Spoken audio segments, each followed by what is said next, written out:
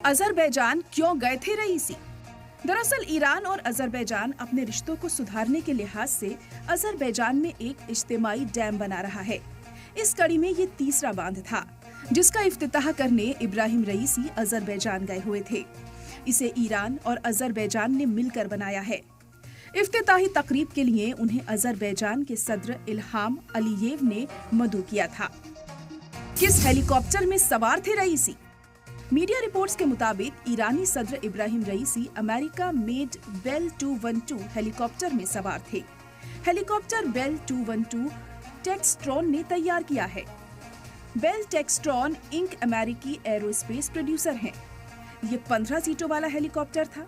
Bell 212 पहली बार 1960 की दहाई में वजूद में आया था। बेल 212 हेलीकॉप्टर को पहले से ज्यादा ताकतवर और काबिल एतमाद माना जाता है। खराब मौसम या बड़ी साजिश? मीडिया रिपोर्ट्स के मुताबिक शुरुआती वजह खराब मौसम को बताया जा रहा है, लेकिन इब्राहिम रईसी के काफिले में कुल 3 हेलीकॉप्टर थे।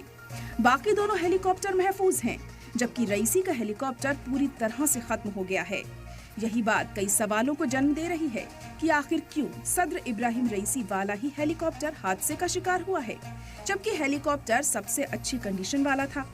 ये हादसा ईरान और इजराइल के बीच बड़ी कशीदगी के वक्त हुआ है, तो इसको इजराइल से जोड़कर देखा जाना कोई चौंकाने वाली बात नहीं है।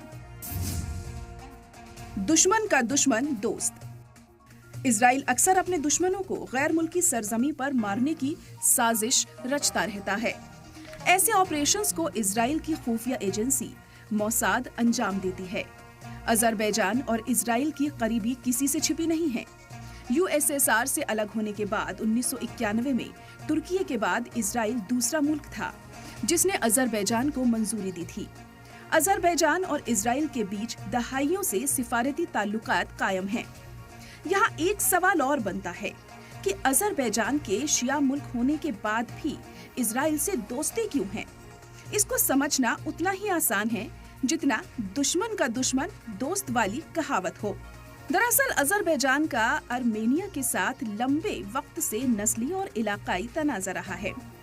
ईरान की सरहद आर्मेनिया से भी मिलती है और ईसाई मुल्क आर्मेनिया के साथ भी उसके काफी गहरे रिश्ते हैं।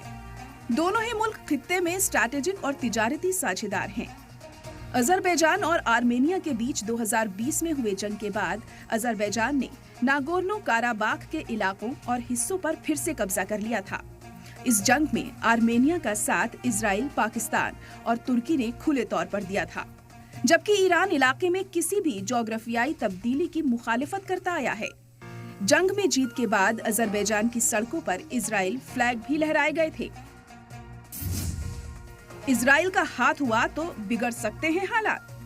अगर इस हमले में इजराइल का हाथ पाया जाता है तो अजरबैजान और ईरान के रिश्ते एक बार फिर बिगड़ सकते हैं।